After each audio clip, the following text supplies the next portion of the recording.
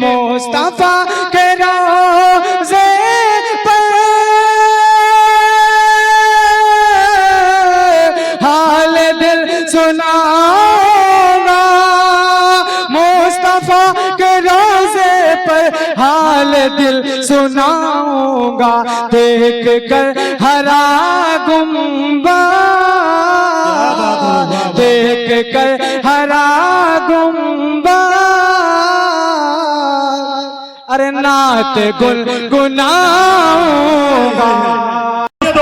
اب آپ حضرات کے سامنے ایک ایسے خطیب کو حاضر کر دیا جائے جس کی خطابت سے اور جس کے انداز سے، جس کے کلام سے، جس کی گفتگو سے جو ہے ہزاروں نوجوانان اسلام جو ہے راہ راست پر آ گئے ہیں، جس کی گفتگو سن کر تمام لوگ اپنی زندگی کو صحیح لانے پر اور سدھارنے کے لیے کوشاں اور تیار ہو گئے ہیں، جس کی ایک ایسا خطیب جس کی زندگی کا یہ مشن ہو کہ ہم بگڑے ہوئے معاشرے کو اصلاح کریں گے، بگڑتے ہوئے معاشرے کو جو ہے صحیح کریں گے، جس کا مشن ہی یہی ہو، جس نے زندگی کا بالکل المیہ، اپنی زندگی کا پورا المیہ بگڑتے ہوئے معاشرے اور معاشرے کے اندر دینداری پیدا کرنے کا جس نے ٹھان لیا ہو اور جس نے قسم کھا لی ہو کہ میں ہر حال میں قرآن حدیث کا پیغام اللہ کے بندوں اور نبی علیہ السلام کی امتیں تک پہنچاؤں گا، ہر خرچے اور کے گھر کے اندر اپنے لہجے سے،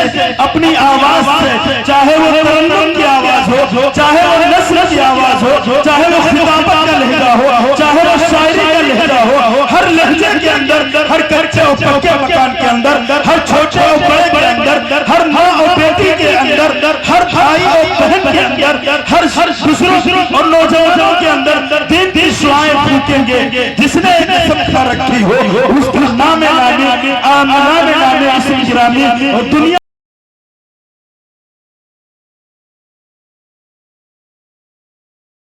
سے میں ان کا استقبال اس شعر کے ساتھ کرتا ہوں کہ پھونک کر اپنے آشیانے کو، پھونک کر اپنے آشیانے کو روشنی بخش دی زمانے کو، پھونک کر اپنے آشیانے کو، پھونک کر اپنے آشیانے کو روشنی بخش دی زمانے کو، آگ تکبیر کی سینوں میں دبی رکھتے ہیں، زندگی مثل پلالے حبشی رکھتے ہیں۔ یا علامہ اقبال کا یوں شعر کہہ لیا جائے کہ اٹھو میری دنیا کے غریبوں کو جگا دو، اٹھو میری دنیا کے غریبوں کو جگا دو، کاخ عمرہ کے در و دیوار ہلا دو، کاخ عمرہ کے در و دیوار ہلا دو، گرماؤ غلاموں کا لہو سوزو یقین سے، کنجکش کے فرومایا کو شاہی سے لڑا دو، کنجکش کے فرومایا کو شاہی سے لڑا دو۔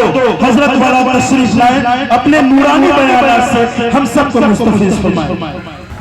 الحمد لله نحمده ونستعينه ونستغفره ونؤمن به ونتوكل عليه ونعوذ بالله من شرور أنفسنا ومن سيئات أعمالنا من يهده الله فلا مضل له ومن يضلل فلا هادي له ونشهد أن لا إله إلا الله وحده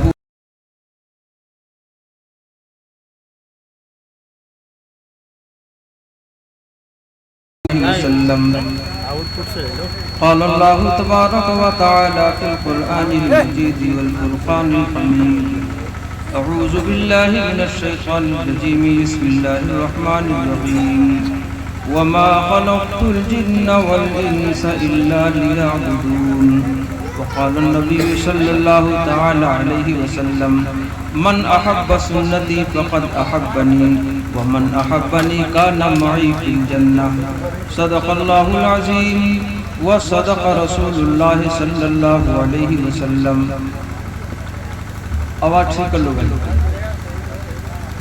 پہلی گزارش ہے جو حضرات دور دور ہیں، پیچھے ادھر الگ ٹکڑوں میں بیٹھے ہوئے ہیں، وہ حضرات بھی سامنے آ جائیں، کرسیاں یہاں ہیں، تم لوگ اٹھو بیٹھا ہے، ادھر بیٹھ جاؤ، ادھر بھیا تم بھی اٹھو، موبائل لے کے ادھر سائڈ میں اٹھ جاؤ بیٹا۔ پیچھے کرسیاں بہت ساری ہیں، بڑوں کو بیٹھنے دو، بچوں میں بات نہیں ہو پاتی، بچوں کو پیچھے بھیج دیجیے، بہت ساری کرسیاں، انتظام بہت بڑا ہے، آپ حضرات آگے کرسیوں پہ آئیں۔ بہت تھوڑی دیر بیان ہوگا، اس کے بعد بہت سارے مہمان شاعر ہیں اور آپ حضرات ان کو باری باری سماعت فرمائیں گے۔ काफी उसके लिए वक्त दरकार है। ये बीच में खड़ा कुर्सियों का है, आप आप हर चीज की जहमत ना करें, वैसे बहुत मेहनत पड़ी है आपको। आप लोग भी जरा सा हमको सामना नहीं हो रहा।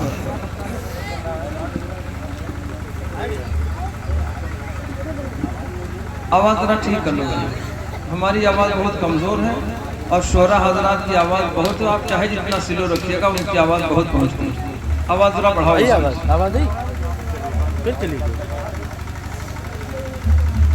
आवाज बढ़ाए रखो, हाँ इतनी रखो, आप इससे कम न कीजिए।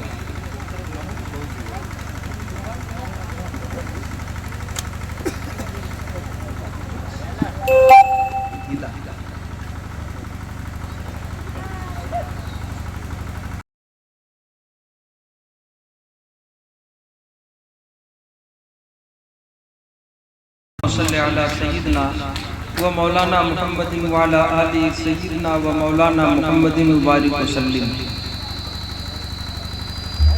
बगैर थके और बगैर किसी चूं चरा के महबूब दो जहां मोहसिन इंसानियत इमामुल अंबिया जनाब मुहम्मदुर रसूलुल्लाह सल्लल्लाहु अलैहि वसल्लम हम तमाम ईमान वालों को आका की शफाअत की मोहताजगी है।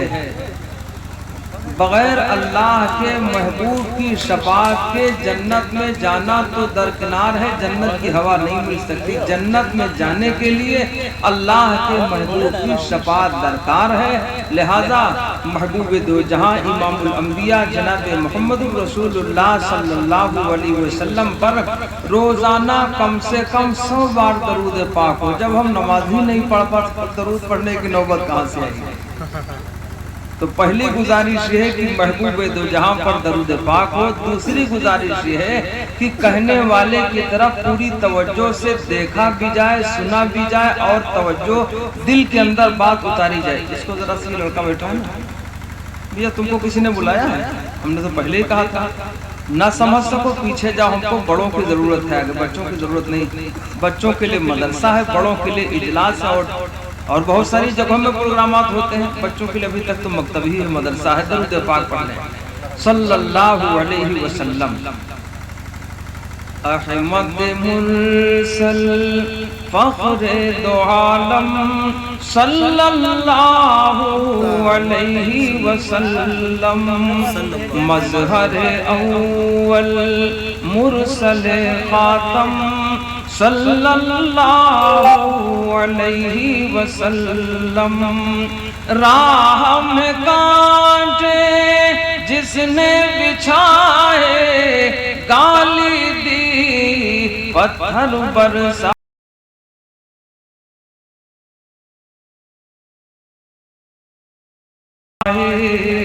उन पर छिड़की प्यार की शबनम सल्लल्लाहु अलैहि वसल्लम। उन पर छिड़की। हमारे आका ने जालिमों से भी जुल्म का बदला नहीं लिया। अरे बोलो बोलो। हमारी आपकी आदत इतनी खराब हो गई है, सगे भाइयों से हर वक्त बदला लेने को तैयार रहते हैं। रिश्तेदारों से, सगे भाइयों से, सगी बहनों से, अपने पड़ोसियों से हमेशा उनसे बदला लेने को लिए तैयार रहा करते। कमजोर से भी बदला लेते हैं, ताकतवर से नहीं लेंगे और मारेगा, लेकिन कमजोर से बदला लेते हैं। अरे बोलो है कि नहीं? और जब कोई ताकतवर आदमी पीट दे तो कोई बोले आपने कुछ कहा नहीं इस पे, तो कहते हैं नहीं, कुरान की आयत उसको सुना देते हैं, इन्नल्लाह मअस-साबिरीन, अल्लाह सब्र करने वालों के साथ है। तो ये आयत उस पर नहीं याद आई।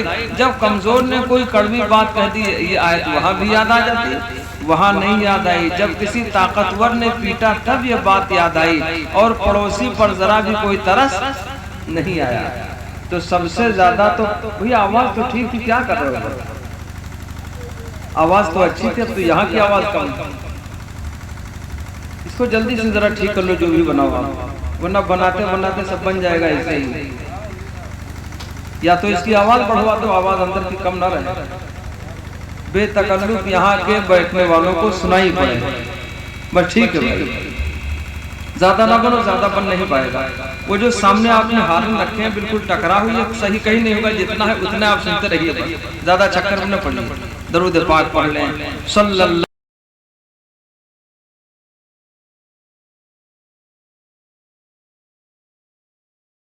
طے کرو اگر اپنے بھائیوں میں، رشتہ داروں میں، پڑوسیوں میں کوئی بات ہو جائے تو اللہ کے واسطے کیا کرو؟ اسے اللہ کے واسطے اسے معاف کرو. اللہ کو وہ بندہ زیادہ پسند ہے جو معافی کی عادت رکھے، معاف کر دیا کرے. ہے تو واقعی مسئلہ بھیا، اس کو صحیح کر لو ذرا سا، چاہے کم کرو چاہے زیادہ، ایک حال میں اس کو رکھو. بار بار چھیڑ چھاڑ کرو گے ذہن منتشر ہوگا، پھر بات نہیں ہو پائے گی. بہت مشکل سے وقت ملا، ابھی سفر کرنا ہے، 11:30 اور 12 کے درمیان لکھنؤ پہنچنا ہے، پھر ٹرین سے کل بھوپال سے کم سے کم 3-3.5 گھنٹے کا سفر ہے، اور کل ہی پروگرام ہے. اسی لیے اشتہار منگوا لیا کہ بعض لوگ ایسے ٹھیکا کرتے ہیں نا، اشتہار آ چکا ہے. میں نے اسد اللہ سے کہا اشتہار پہلے بھیجو، ہمارے موبائل تو کچھ آتا جاتا نہیں ہے. تو آ چکا ہے، سفر لمبا ہے اور دشواری زیادہ، اور یہاں سے بڈو پور سے لکھنؤ تک جام ہی جام ہے. کوئی کار سے لکھنؤ میں 1-1.5-1.25 گھنٹے میں نہیں پہنچ سکتا، بڑی جام ہے، بہت جھیل کے آیا ہوں. تو آپ صحیح رکھیں گے، تھوڑی دیر بات ہو جائے گا، ورنہ اور کم وقت ہوتا جائے گا، پھر آپ سمجھیے گا. تو عرض کر رہا تھا کہ اپنے آپس میں صلح رکھیں. کیا رکھیں؟ صلح رکھیں. اسی کو کہا ہے کسی شاعر نے، ایک ہو جائیں تو بن سکتے ہیں خورشید مبیں. خورشید کہتے ہیں چاند کو، ایک ہو جائیں تو بن سکتے ہیں خورشید مبیں، ورنہ ان بکھرے ہوئے تاروں سے کیا بات بنے. تارے بہت ہیں، ستارے بہت ہیں، لیکن اس سے نہ تو آپ کو راستہ ملے گا، اور نہ اس سے مہینوں کا پتہ چلے گا، نہ اس سے کچھ روشنی مل پائے گی، کچھ حاصل نہیں ہے. ایک ہو جائیں تو بن سکتے ہیں خورشید مبیں، ورنہ ان بکھرے ہوئے تاروں سے کیا بات بنے. تو حال تو یہ ہے ایمان والو. ارے بولو ہے کہ نہیں؟ اچھا کوئی جانوروں سے پریشان ہے؟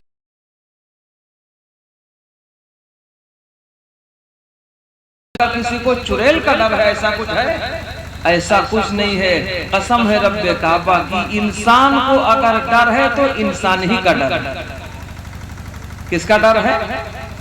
انسان کو ڈر ہے تو انسانوں سے وہ خائف ہے، ڈرا ہوا ہے کہ کہیں کوئی آدمی نہ مل جائے، ہمیں لوٹ لے، مارے پیٹے، کچھ یہ کرے.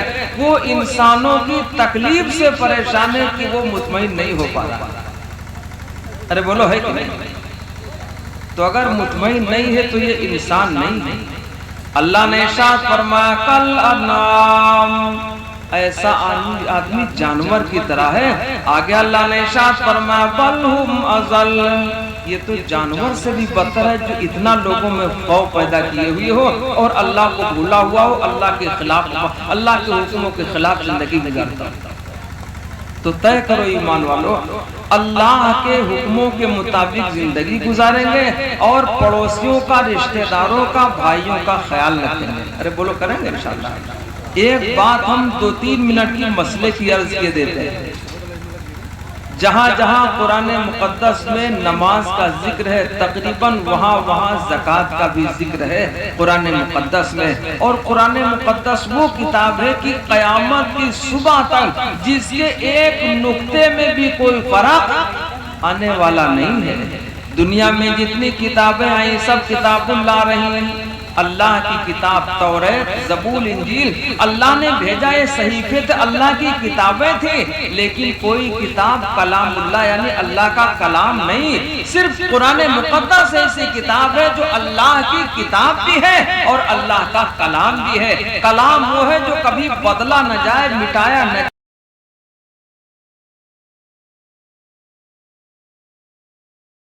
ہو جائے، اس کو کتاب اللہ کہتے ہیں. جیسے توریت اور زبور اور انجیل یہ تینوں آسمانی کتابیں بڑی اتری ہیں. حالانکہ قرآن کے مقابلے میں بہت پتلی کتابیں تھیں، لیکن دوسرے صحیفوں کے مقابلے میں تھوڑی موٹی تھی. کون؟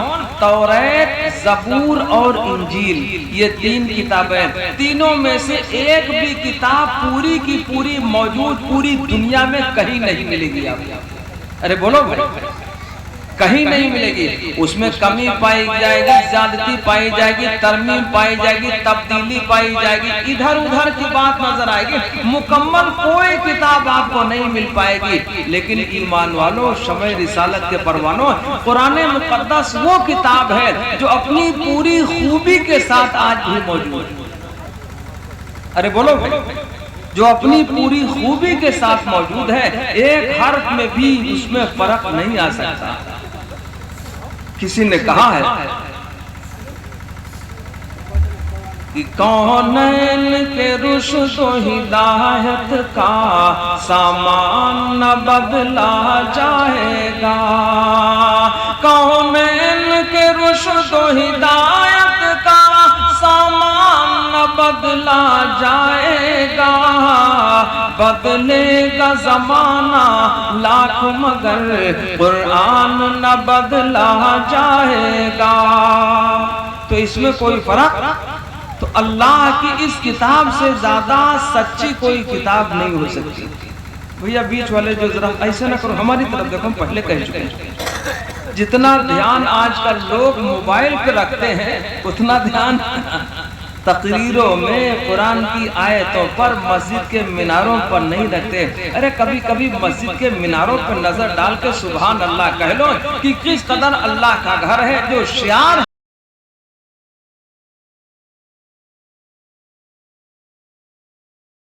جاتے ہیں, کپڑوں کے پیچھے پڑ جاتے ہیں. میں نہیں بولتا, لیکن ایک بات, یا شعار کہتے ہیں پہچان کو. کس کو کہتے ہیں؟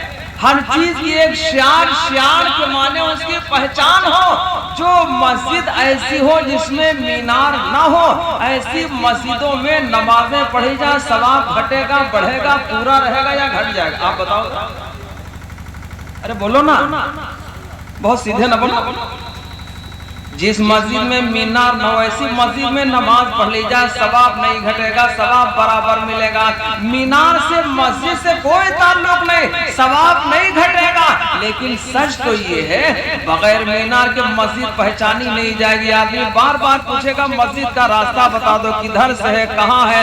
آدمی دائیں بائیں پھرتا رہے گا, پوچھتا رہے گا, اور مینار پہ ایک بار نظر ڈالی, سیدھے مسجد تک پہنچ گیا. تو جس طرح مسجد کا مینار اس کی شعار اور مسجد کا پہچان ہے, شمع رسالت کے پروانوں, داڑھی بھی ایمان والے کی پہچان, اس کا شعار ہے. ٹوپی بھی اس کا شعار اور اس کی پہچان ہے. دور سے پہچان لیا جائے گا, اس کا تعلق ایمان سے ہے.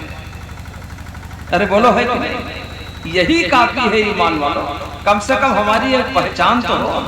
اللہ صحیح پہچان رکھنے کی توفیق عطا فرمائے. آج تو 100 مسلمانوں میں سے 10 پہچانے جاتے ہیں, 90 ادھارے رہتے ہیں. اس کے بعد کہتے ہیں بہت اقلیت میں ہے. اب اس یوٹیوب پہ جا گا, اس لیے ہم کچھ کہیں گے نہیں. یہ ہمارے لیے پہلے ہی سے درد سر ہر جگہ رہتا ہے, ہم اس سے پریشان ہیں. ورنہ میں کچھ بات کرتا خاص گفتگو, لیکن اس کی گنجائش ہے نہیں. تو کم سے کم پہچان لے کے چلو بھائی. ارے بولو کریں گے انشاءاللہ. پہچان بھی بڑی اہمیت رکھتی ہے, پہچان بھی بڑی اہمیت رکھتی ہے.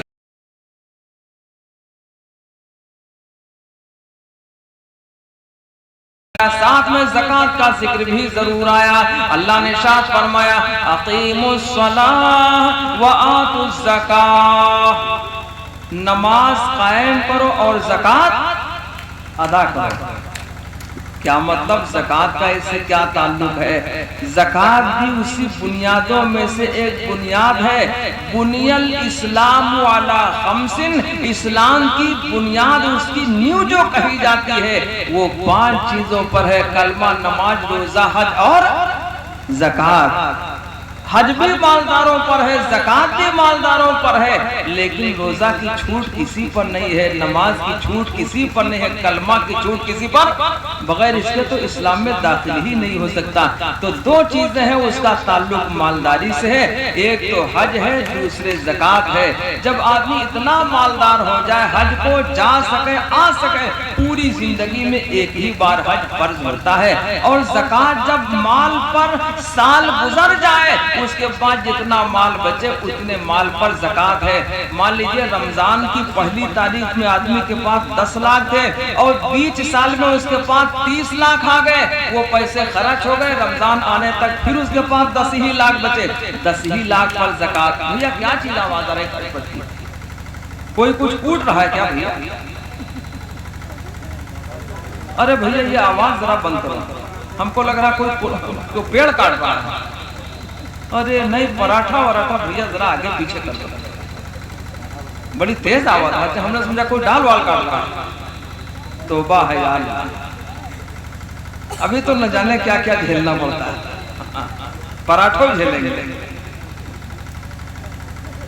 تو سمجھے نہیں سمجھا؟ یہ مختصر میں نے بات کی، زکات کی بہت زیادہ تفصیلی گفتگو نہیں کرنا، اشارہ کرنا ہے کہ رمضان کی پہلی تاریخ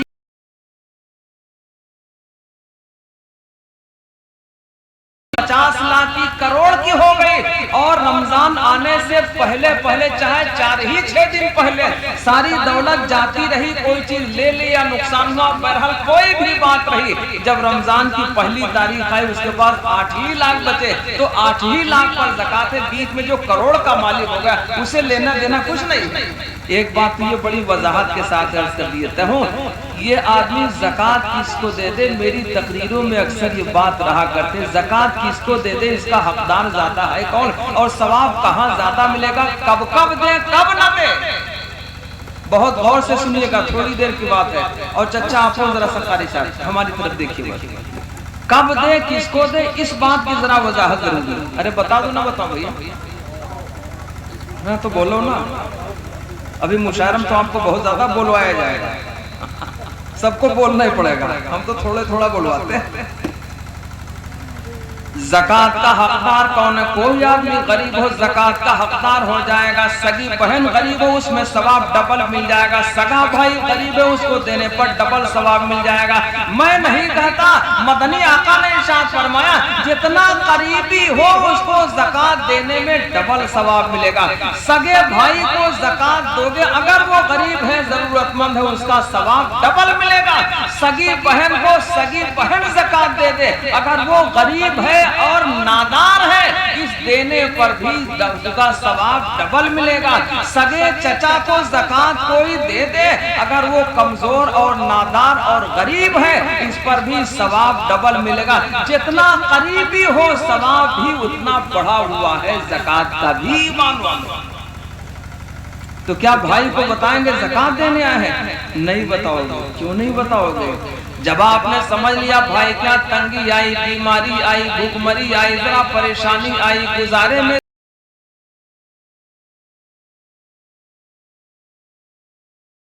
آپ گھر سے نکلے، آپ کو 20,000 زکات دینی تھی رمضان میں، آپ 10-15,000 5,000 8,000 اس کی ضرورت کے مطابق آپ نے پیسہ جیب میں رکھ لیا گھر سے نکال کر کے، اور اندر سوچ لیا میں زکات ہی کے لیے رکھ رہا ہوں۔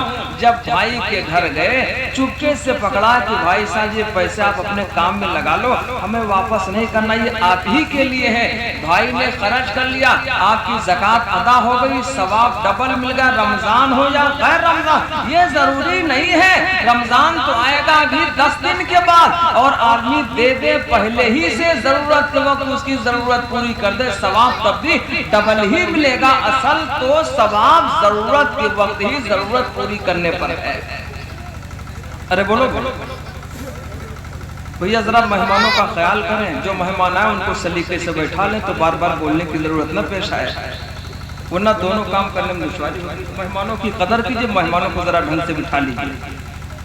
اللہ آپ حضرات کو جزائے خیر عطا فرمائے۔ مجمع تو ہم کو لگ رہا ہے کہ جتنی امید نہیں تھی اس سے بھی زیادہ ہے، اللہ آنے والوں کو جزائے خیر عطا فرمائے۔ تو عرض کر رہا تھا، چپکے سے لے گیا بھائی اور چپکے سے بھائی کو دے دیا، کہا اپنی ضرورت پوری کر لو، کام چلا لو، مجھے یہ پیسے واپس نہیں کرنا، بس اسی بات پر زکات ادا ہو جائے۔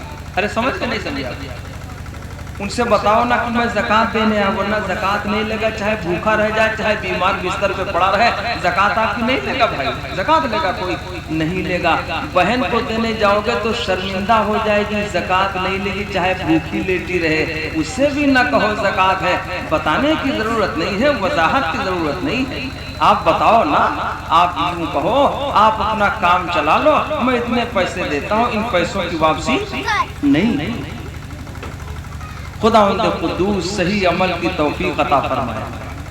तो दोस्तों, अर्ज कर रहा था कि जरा अपनों का ख्याल करना चाहिए हर मौके पर कि राह में कांटे जिसने बिछाए, गाली दी पत्थर बरसाए, उन पर छिड़की प्यार की शबनम सल्लल्लाहु अलैहि।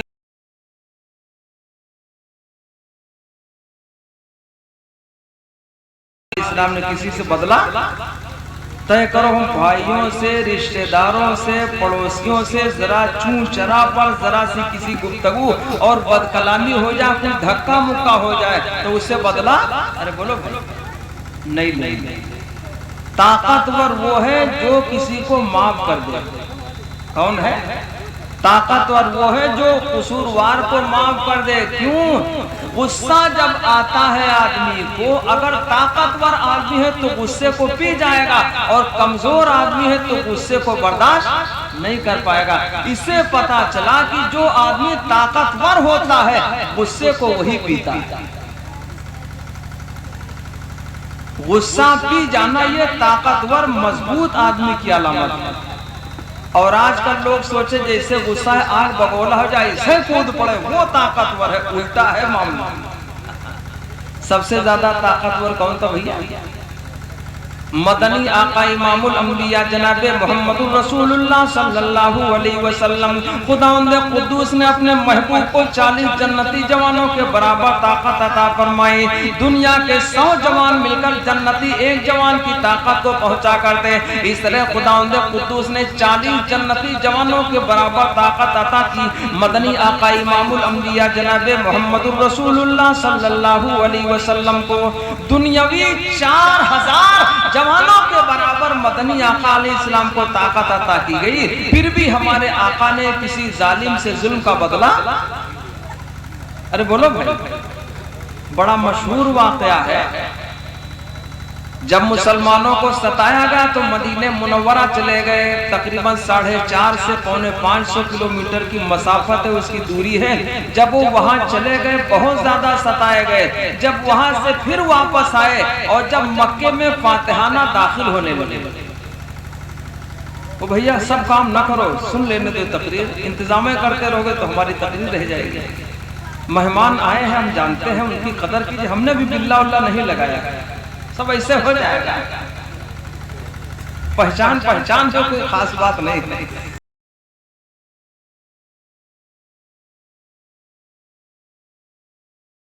हाँ, जगह जगह दिक्कतों का सामना, पहचाने गायब है, इसीलिए ऐसा है। तो अर्ज कर रहा था, अल्लाह के महबूब अलैहिस्सलाम को 40 जन्नती जवानों के बराबर ताकत अता की गई। तो हमारे आका ने किसी जालिम से जुल्म का बदला नहीं। अरे बोलो है कि नहीं?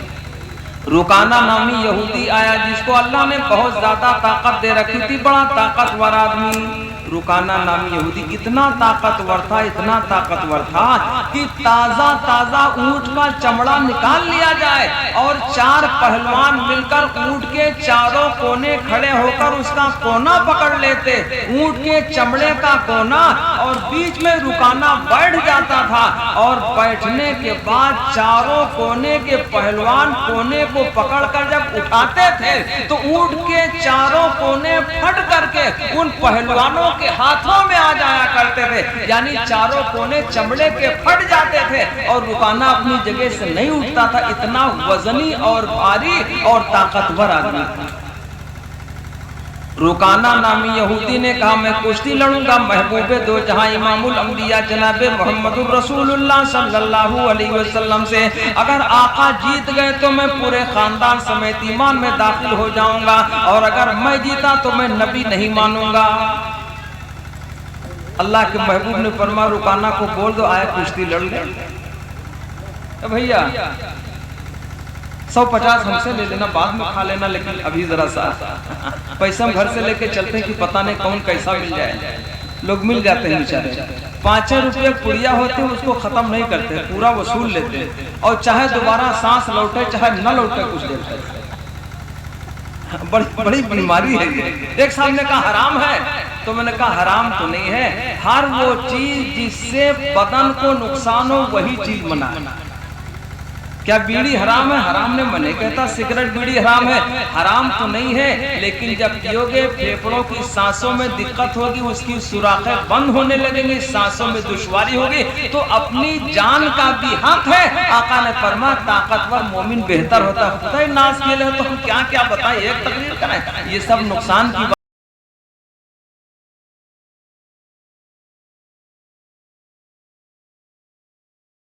नालिम थूकते हैं जाके, वो समझते हैं सवाब इधरों पड़ा हुआ है। अरे बाहर फेंक देते गंदगी, वो कहाँ वजू खाने में लेके लगे। हमने बहुतों देखा पूरा वजू खाने लाल कर देते, वो सोचते इधरों सवाब है, सवाब है। अल्लाह के घर की सफाई रखो तो जन्नत के हकदार हो जाओगे, तो पूरी गंदगी उठा के वही तोप दिया ले जाके। अल्लाह सही अमल की तौफीक अता फरमाए। रुकाना नाम यहूदी इतना ताकतवर कि चारों कोने ऊंट के चमड़े के फट जाया करते। रुकाना उसी जगह पर बैठा रहता। उसने कहा अल्लाह के महबूब से कुश्ती लड़ूंगा, अगर आका जीत गए तो मैं ईमान खानदान समेत ले आऊंगा, और अगर वो हारे मैं जीतूंगा तो मैं नबी नहीं मानूंगा। आका ने फरमाया रुकाना को बोल दो आए मुकाबला कर ले। किसी की हिम्मत थी? अरे बोलो भैया, ऐसे तो आदमी बहुत बता रहे हम उनको फलाने ढमकाओ, कहीं अगर शेर दिखाई पड़ जाए तो 5 से तो सारी ताकत गायब है, वो घर ही ढूंढेगा, किसके घर में घुसा लापता हो जाएगा। अरे बोलो है कि नहीं? अल्लाह के महबूब के दीवाने सहाबे इकराम कहने लगे अल्लाह के महबूब अलैहि इस्लाम ये दुनियावी पहलवान है, खुदा न खास्ता ये जीत गया तो। आका ने फरमाया घबराओ ना, सहाबे इकराम तो बड़े दीवाने थे, अल्लाह के महबूब को बहुत चाहने वाले थे। कौन भैया? सहाबे इकराम इतने दीवाने थे। एक मुझे वाकया याद आया, एक शेर भी याद आया। एक जंग के मौके पर सहाबे इकराम पहुंचे और उन्होंने उनके एक एक कान में सहाबे इकराम के एक एक अलग अलग पर्दन कान में कहता जा रहा था अबू सुफियान कि सुनो तुम्हारी तादाद बहुत थोड़ी है, हमारी तादाद ज्यादा है, मुकाबला करोगे मारे जाओगे, पीटे जाओगे, बीवियां बेवा हो जाएंगी, बच्चे यतीम हो जाएंगे, तुम्हारे घरों बार लूट लिए जाएंगे, कुछ बचेगा नहीं। ज्यादा मुनासिब है कि बगैर मुकाबला के अपने घरों को चुपके से वापस हो जाओ। हम तुम होते कहते कि बहुत कायदे की बात, मतलब बहुत अच्छी बात है, बहुत सुलह वाली बात है।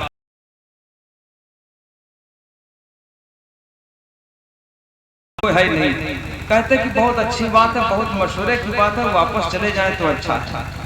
सहाबे इकराम कहने लगे अबू सुफियान हम तुझसे लड़ने नहीं आए, मुकाबला के लिए नहीं आए, माले गनीमत के लिए नहीं आए, जीतने के लिए नहीं आए। तो कहा कोई खेल का मैदान है, ये तो मैदान कारजार है, यहाँ तो जान हथेली पे लेके चला जाता है। कहा अबू सुफियान सुन ले, हम तो सिर्फ इतने के लिए आए हैं कि महबूब दो जहां इमामुल अंबिया जनाब मोहम्मदुर रसूलुल्लाह सल्लल्लाहु अलैहि वसल्लम की मोहब्बत में और अल्लाह का कलमा बुलंद करने में अपनी गर्दनें निछावर कर दें, ये हमारे सर हमारे बदन से जुदा हो जाए, अलग हो जाए, और मदनी आका मैदान महशर में फरमा दे ये उम्मती हमारा है। हम इतना कहलाने के लिए मैदान कारजार में अपनी गर्दनें निछावर करने आए हैं, और अगर तुझे घरोबार लूटना है तो हमें कोई परवाह नहीं है, बीवियां बेवा हो जाए तो कोई गम की बात नहीं है, हमारे बच्चे यतीम हो जाए तो हमें कोई फिक्र की बात नहीं है। किसने जवाब दिया?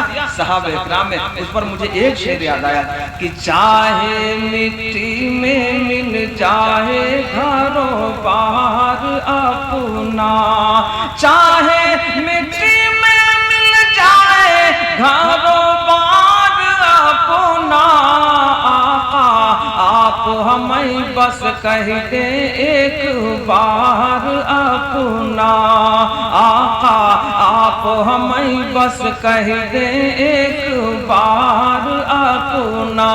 घरों का लूटना लूट ले जा, हमें कोई परवाह नहीं, बीवियां बेवा हो जा कोई परवाह नहीं, बच्चे यतीम हो जा तो भी कोई फिक्र की बात ला। उस ईमान का कोई जर्रा कोई हिस्सा, उस मोहब्बत का हम ईमान वालों को अता फरमा दे। अभी तो सारा मामला उधार है, जरा जरा सी बात में फिसल जाते, वो तो दूर की बात है, मेन काटने में बड़े माहिर होते, खड़ी खड़ी दो चार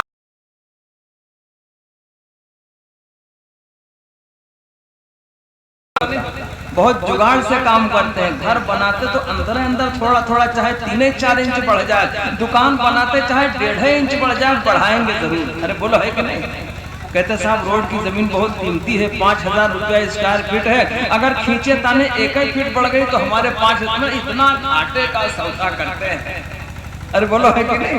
तो जरा जरा सब बढ़ाने में कोशिश किए रहते हैं। वो तो जान निछावर करते थे, ये तो बेचारे मेढ़े काटने में लगे हुए हैं, कभी इधर से दीवार उधर कभी उधर, कुछ न कुछ घपला कर जरूर लेते हैं। और अफसोस तो यहाँ तक है कि अगर कोई आदमी जरूरत के वक्त आए, आपसे तकाजा करे 10 बजे रात में, बहुत सख्त जरूरत हो और कहे कि भाई साहब हमें 50,000 रुपयों की जरूरत है, आप चुपके से दे दे, हम जरूरत पूरी कर लें, चुपके से आपको पहुंचाने का समझो, चुपके से गायब हो जाकर कोई वापस नहीं कर, चक्कर न पड़िए। न जाने कितने चुपके वाले मिले, चुपके से रकम गायब हो गई। नहीं, जब दो तो 2 गवाह बुला लो, मदद करो, उसको कर्ज दे दो, जरूरत पूरी हो जाए उधार दे दो। कर्ज देने पर क्या मिलेगा? हमारे आका ने इरशाद फरमाया, जब कोई आदमी किसी जरूरतमंद को कर्जा दे देता है, जब तक वो वापस नहीं कर देता, देने वाले को रोजाना सदके का ही सवाब मिलता रहता है, लेकिन बगैर 2 गवाहों के नहीं, वरना फंस जाएगा मामला। अब डर अल्लाह का खौफ रहा नहीं, लोग बेईमान हो चुके हैं, दिल काला हो चुका है, कोई वापसी नहीं करेगा, फिर रकम डूब ही जाएगी। अरे बोलो है कि नहीं? अब चुपके वाली बात नहीं रही। तो अर्ज कर रहा था, अल्लाह के महबूब के दीवाने बहुत ज्यादा परेशान होने लगेगा। अल्लाह के महबूब अलैहिस्सलाम ये तो दुनियावी पहलवान, खुदा न खास्ता कोई बात हुई तो अल्लाह के महबूब ने फरमाया खामोश। सहाबा बड़ी कैसी मोहब्बत करते थे, मैं ज्यादा न कहूँ। अल्लाह के महबूब जब वजू फरमाते थे ना, तो वजू का बहा हुआ पानी, जिसको माए मुस्तामल कहते हैं, वो पानी पाक होता है। हमारा आपका भी पानी पाक होता है, वजू के बाद जो पानी बह जाता है वो पाक होता है, लेकिन माए मुस्तामल इस्तेमाल किया हुआ पानी खुद तो पाक है, उससे दोबारा वजू करो तो वो नहीं हो सकता।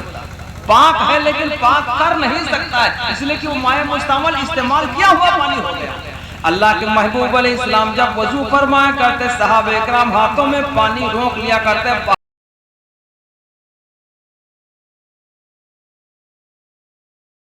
जहां अल्लाह के महबूब के आज़ा जवारे से जो पानी लग गया है, वो लगा हुआ पानी हमको लग गया तो जहन्नम की आग छू नहीं सकती। ये अकीदा था, सहाबा इकराम का बड़ी मोहब्बत करते थे। सहाबा इकराम कहने लगे, अल्लाह के महबूब अलैहिस्सलाम वो तो दुनियावी पहलवान है, आका ने फरमाया कोई बात नहीं, आने दो उसको। और कितना ताकतवर था मैंने पहले बताया, सैकड़ों लोग मिलके मुकाबला नहीं कर पाते थे, भारी इतना था, वजन इतना था कि 4 पहलवान जब चमड़े के कोने को पकड़ते थे तो चारों के हाथ में फटकर चमड़े का कोना ही आ जाता था और उठाना अपनी जगह पे ऐसे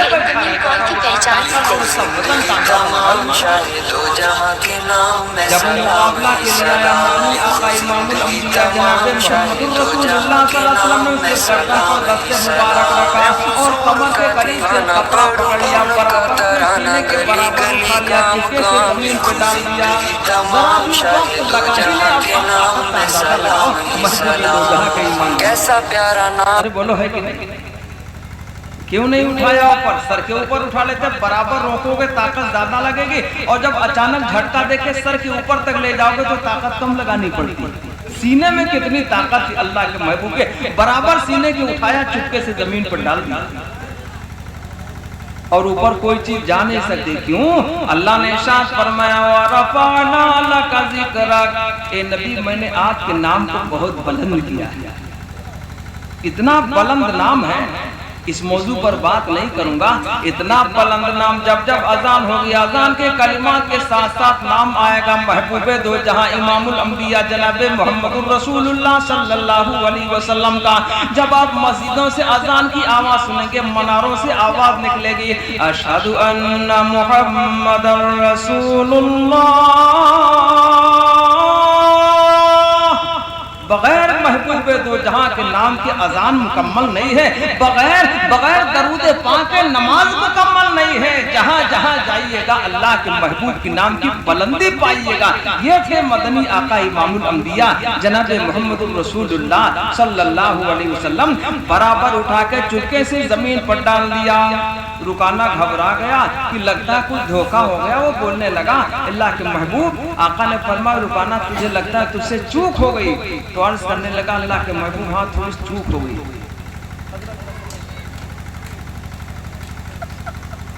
کہاں لگتا ہے مجھ سے چوک ہو گئی. تو آقا نے فرمایا رکانا پھر دوبارہ مقابلہ کر لے. ہم آپ اس کو برداشت کر لیتے. کسی کو ہرا دو اور اس کے بعد پھر کہ بھیا ذرا دوبارہ چاہے ووٹے گنوا لو دوبارہ تو لفڑا چاہے جتنی بے ایمانی ہو چکی.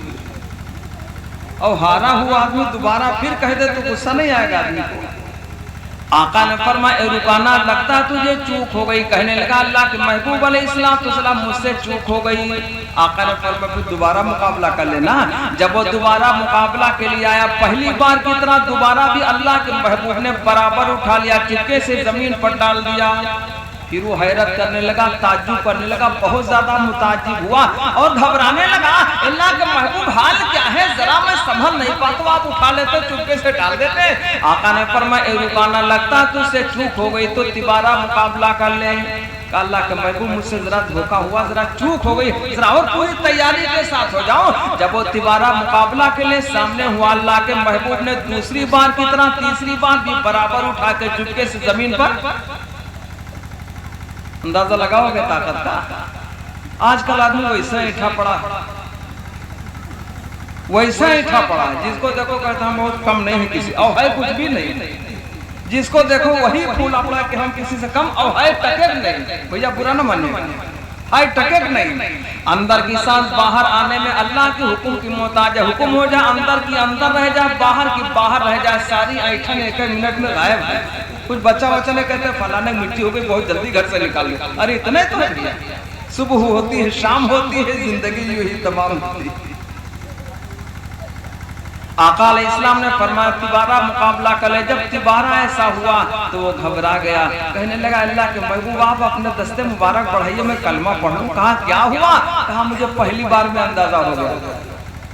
میں پہلی بار ہی سمجھ گیا تھا آپ ہی آخری نبی امام الانبیاء جناب محمد الرسول اللہ صلی اللہ علیہ وسلم ہے. اس لئے کہ پہلی بار جب آپ نے مجھے برابر اٹھا کے زمین پر ڈالا دوبارہ میں نے مقابلہ کی بات کیا آپ نے اس سے بھی زیادہ آسانی سے ڈالا. میں نے جب دوبارہ بھی مقابلہ کی بات کی تو آپ نے دوسری بار سے تیسری بار اور چپکے سے زمین پر ڈالا. جیسے کوئی ماں اپنے بچے کو گود سے اٹھا کے بستر پہ لٹاتی ہے آپ نے اتنی آسانی سے زمین پر ڈالا. مجھے یقین ہو گیا آپ ہی آخری نبی امام الانبیاء ہیں. اور پہلی بار ہی میں سمجھ گیا تھا. اور ہاتھ بڑھائیے میں کلمہ پڑھتا ہوں اور پڑھ لیا اشہد ان لا الہ الا اللہ واشہد ان محمدن عبدہ ورسولہ.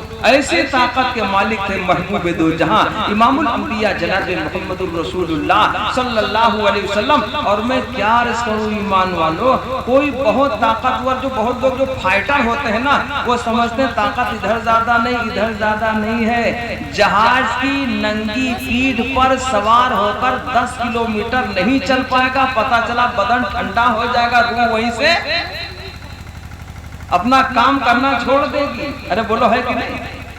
جسم ٹھنڈا ہو جائے گا سانس نہیں لوٹے گی. اور اس جہاز کی رفتار ہے 500 700 800 کلومیٹر ایک گھنٹے میں چل جائے بہت زیادہ تو نہیں چلتا. اتنے ہی میں وہ دم توڑ دے گا. 10 کلومیٹر کا بھی جہاز کی پیٹھ پر سوار ہو کر سفر. ارے بولو ہے کہ نہیں. اب آپ مدنی آقا کی طاقت کا اندازہ لگا لو، براق آیا ہوا تھا، مسجد حرام کے باہر تھا، اس پر اللہ کے محبوب تشریف فرما ہوئے اور ساتویں آسمان سدرۃ المنتہا تک گئے۔ اتنی تیز سوار، آپ براق کی پیٹھ پر اوپر سے کچھ سایہ نہیں تھا، ایسے پیٹھ پر سوار ہو کر اتنی تیز وہ سواری چلی ہے، میں کیا بتا دوں کہ ہر ایک قدم پر جاتا تھا معراج کی شب تا حد نظر، سوچو کہ براق انور کی رفتار کا عالم کیا ہوگا۔ جہاں تک نظر پہنچ جائے وہاں اس کا پہلا قدم ہوا کرتا تھا۔ اتنی تیز رفتار سواری کی پیٹھ پر سوار ہے دونوں جہان کے سردار محبوب دو جہاں امام الانبیاء جناب محمد الرسول اللہ صلی اللہ علیہ وسلم، اور ساتوں آسمانوں کا سفر کر کے سدرۃ المنتہا اور اس کے اوپر بیت المعمور جو فرشتوں کا کعبہ، اور اس کے بعد تشریف لے کے جو ساتویں آسمان کے بعد عرش معلیٰ ہے۔ اللہ کے محبوب کی طاقت کا یہ عالم ایمان والو، آپ کی رفعت و بلندی یہ تھے محبوب دو جہاں امام الانبیاء جناب محمد الرسول اللہ صلی اللہ علیہ وسلم۔ پھر بھی ہمارے آقا نے کسی ظالم سے ظلم کا بدلہ 15 منٹ اور ہمارے پاس ہیں، ہم کو تو 10:15 پہ چھوڑنا تھا، لیکن ذرا سا لیٹ بیٹھا تو آپ کو زحمت نہ ہو، 10 منٹ میں انشاءاللہ بات مکمل ہو جائے گی۔ تو عرض کر رہا تھا یہ تھے ہمارے آقا، لیکن آقا نے کسی ظالم سے ظلم کا بدلہ، اور افسوس ہمارے تمہارے ایمان پر پڑوسیوں کو ستا لیتے ہیں، رشتہ داروں کو ستاتے ہیں، بھائیوں کو ستاتے ہیں، بہنوں کو ستاتے ہیں، اپنوں کو ستاتے ہیں۔ یہ کوئی ایمان ہے؟ اور اس کے بعد کہتا ہے ہم کسی سے کم نہیں، تم طاقتور ہو۔ طاقتور آدمی تو غصے کو پی جاتا ہے، طاقتور آدمی غصے کو ہضم کر جاتا ہے۔ جب اتنی بھی طاقت نہیں تو ہم طاقت کی کیا بات بتاتے ہیں؟ راہ میں کانٹے جس نے بچھائے، گالی دی پتھر برسائے، ان پر چھڑکی پیار کی شبنم صلی اللہ علیہ وسلم، ان پر چھڑکی۔ آخری شعر ان اشعار، آخری شعر کہ اے میرے رب میرے رحماں، کھول نہ میرے دفتر عصیاں، اے میرے رب میرے رحماں، کھول نہ میرے دفتر عصیاں، مجھ سے سن لے، مجھ سے سن لے نعت پیغمبر صلی اللہ علیہ وسلم، مجھ سے سن لے۔ تو اللہ نے ارشاد فرمایا وَمَا خَلَقْتُ الْجِنَّ وَالْإِنسَ إِلَّا لِيَعْبُدُونَ۔ اللہ نے ارشاد فرمایا ہم نے سارے جناتوں اور انسانوں کو اپنی عبادت اور بندگی اور طاعت کے لیے پیدا فرمایا۔ ہم کاہے کے لیے پیدا کیے گئے؟ اللہ کی بندگی اور غلامی اور طاعت کے لیے۔ اور آقا نے ارشاد فرمایا، بس چند منٹ کی بات، میرے آقا نے ارشاد فرمایا من احب سنتی فقط احبنی، جس نے میری سنت سے محبت کیا اس نے گویا مجھ سے محبت کی۔ آقا فرماتے جس نے میری سنتوں سے محبت کی حقیقت میں اس نے مجھ سے محبت کر لی ہے۔ اور آقا فرماتے وَمَنْ أَحَبَّنِي كَانَ مَعِي فِي الْجَنَّةِ، اور جس نے مجھ سے محبت کر لی آقا فرماتے وہ جنت میں میرے ساتھ ہی جائے گا۔ تمام باتوں کو نہ کر کے ایک بات میں آخری آپ کو بتا دوں، بعض لوگ کہتے ہیں ہر سنت پہ عمل ہو، میں نہیں کہتا، اتنا رہے کہ جو بھی کام ہو وہ سنت کے مطابق ہو۔ ہر سنت پر عمل ہم کمزور ہیں نہیں، جو بھی کام کریں ہر کام سنت کے مطابق ہی کریں، جنت کے حقدار ہو جائیں۔ جو بھی کام کریں وہ سنت کے مطابق کریں، جو کام کرنا ہو۔ آج کل تو بہت عام ہے ایمانو، ایک بات آخری بات تو یہ ہے کہ آج کل تو بہت عام بات ہے جس کے گھر میں 2-4 لڑکیاں ہو جائیں تو اپنی کھیتی بیچنے کو تیار ہے، یا قرضدار ہو یا گھر بیچنے، چاہے دکانے پہ داؤں لگا دیں۔ ارے ہوتا نہیں ہوتا، زیادتی تو یہ بھی ہے۔ زیادتی یہ کیوں ہے؟ کتنی سی بات ہے۔ نکاح میں کچھ، نکاح بھی عبادت ہے جس طرح اور ساری عبادتیں ہیں، وہ عبادت تھوڑی دیر کی ہے۔ نکاح یعنی شادی تو پوری زندگی کی عبادت اس لیے ہے، جس دن سے رشتہ جڑ گیا موت تک تو وہ رشتہ ہی چلا کرتا ہے، یہ تو پوری زندگی کی عبادت ہے۔ اور اس میں بہت زیادہ دائیں بائیں ہوتے ہیں، بڑی افراط و تفریط سے کام لیتے ہیں، بہت زیادہ ادھر ادھر ہوتے ہیں، یہ چیز غیر مناسب ہے۔ کتنا ہونا چاہیے؟ بڑی مختصر بات عرض کیے دیتا ہوں۔ ہونا کتنا چاہیے؟ جب دونوں طرف سے بات طے پائی جائے، بات تو گھر کی پسند کی بات چل ہی جاتی ہے، لوگ سمجھتے ہیں، بہنیں سمجھتی ہیں، گھر کے لوگ سمجھتے ہیں، بہنیں سمجھتی ہیں بھائی کی پسند کیا ہے، ماں سمجھتی ہے کہ بیٹے کی پسند کیا ہے، کچھ تو سمجھتی ہے۔ جب کہیں رشتہ داری کی کوئی بات سنائی پڑے جائے تو چاہیے یہ کہ لڑکا والا لڑکی والوں سے ٹائم مانگ لے۔ کون مانگے بھائی؟ اب الٹا ہے، سمجھ کے رہیے گا۔ اب تو لڑکی والوں کو ٹائم دیا جاتا ہے، لڑکے والے ٹائم دیتے ہیں لڑکی والے کو کہ آپ 2 4 6 8 10 مہینے کا وقت لے لو، جب آپ کی تیاری مکمل ہو جائے تو بولنا، پھر رشتے کی بات ہو جائے گی، سب کچھ ہو جائے گا۔ الٹا بولا، یہ ٹائم کس کو لینا تھا؟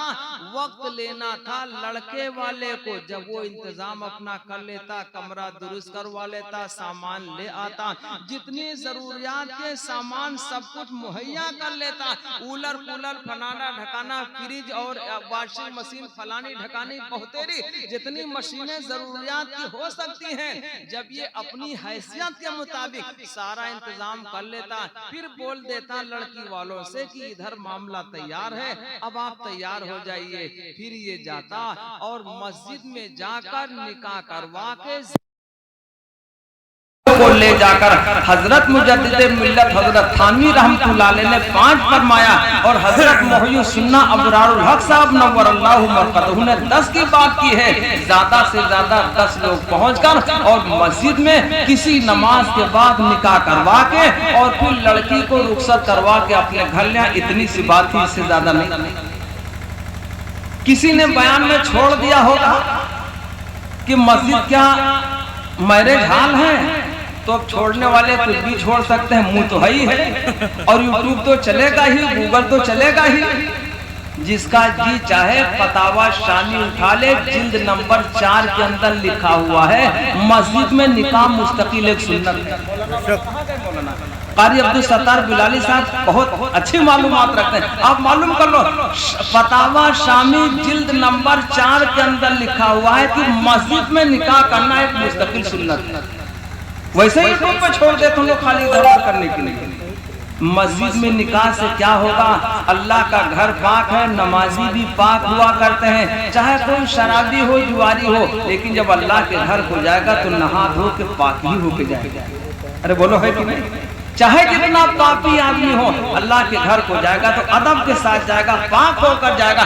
اللہ کا گھر پاک ہے، نمازی بھی پاک ہے، وقت بھی اچھا ہے، نماز کے بعد کی بات ہے، یہ تمام برکتیں لیے ہوئے ہیں۔ ان برکتوں کے ساتھ جو نکاح ہوگا، اس نکاح کے عالم ہوگا، ساری زندگی آدمی راحت کی سانس لے گا۔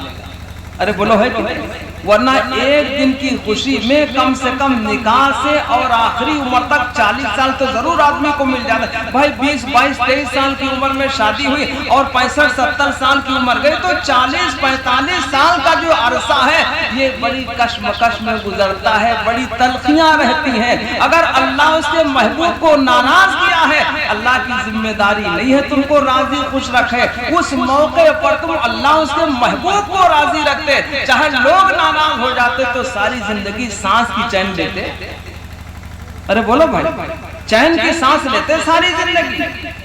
اس پر میں کہا کرتا ہوں کہ جو صدق دل سے نبی کا غلام ہو جائے، جو صدق دل سے نبی کا غلام ہو جائے تو اس پہ آتش دوزخ حرام ہو جائے، تو اس پہ آتش دوزخ حرام ہو جائے۔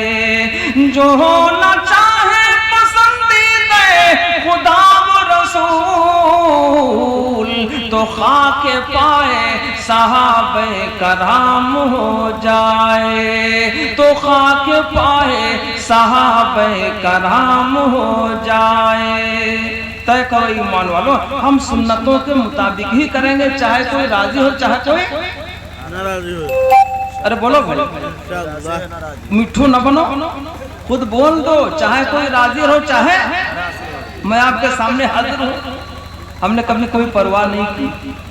اسی جمعے کو بٹیا کا نکاح ہونا ہے، بڑی بیٹی کا، عالمہ ہو گئی، فاضلہ ہو گئی، اور پڑھا؟ میں نے کہا پڑھائی میرے ذمہ، تربیت میرے ذمہ، گھر والوں کے ذمہ، رشتہ دار ہیں تو مسجد تک آئے۔ صاحب نے کہا کہ ذرا سا، میں نے کہا ذرا سے ہم واپس کر دیں گے مسجد تک۔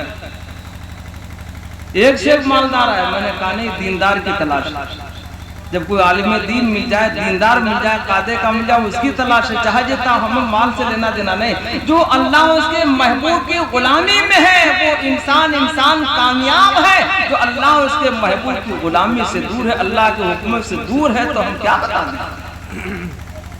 میں نے کہا مسجد تک، مسجد سے باہر نہیں، بہت نہیں تک۔ کہا چوتھی میں نے کہا شریعت میں کوئی ثبوت نہیں ملتا، نکاح کے بعد آپ خود ہی لائیں، ہماری کوئی ذمہ داری نہیں۔ ہماری شادی کے بعد کہا چوتھی میں نے کہا شریعت میں ہے نہیں، میں خود ہی لاؤں گا، ذمہ میرے۔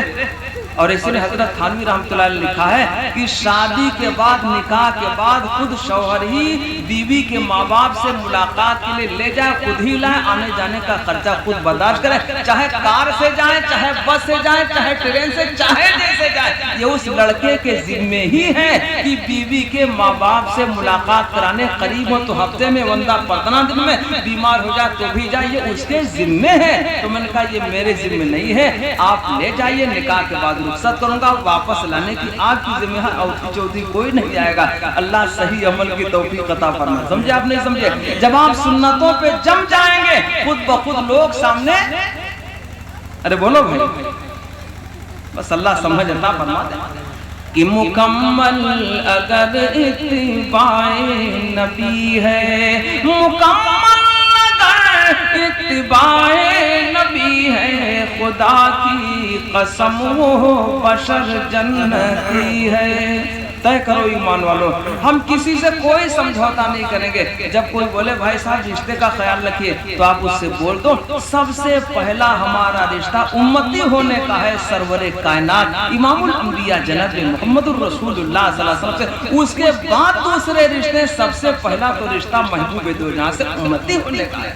بولیں گے انشاءاللہ، آپ بے فکر رہیے، جب ایسا آپ کریں گے تو آپ ذلیل نہیں ہو سکتے، رسوا نہیں ہو سکتے، آپ کبھی کبیدہ خاطر نہیں ہو سکتے۔ جب اللہ اس کے رسول کے لیے ہو جائیں گے، من کان للہ کان اللہ لہو، جو اللہ کا ہو گیا اللہ اس کا ہو گیا، بس بات بن جائے گی۔ یہ چند باتیں تھیں میں نے گوش گزار کی ہیں۔ خداوند قدوس ہم تمام ایمان والوں کو ان کہی ہوئی باتوں پر عمل کی توفیق عطا فرمائے۔ وآخر دعوانا ان الحمدللہ رب العالمین۔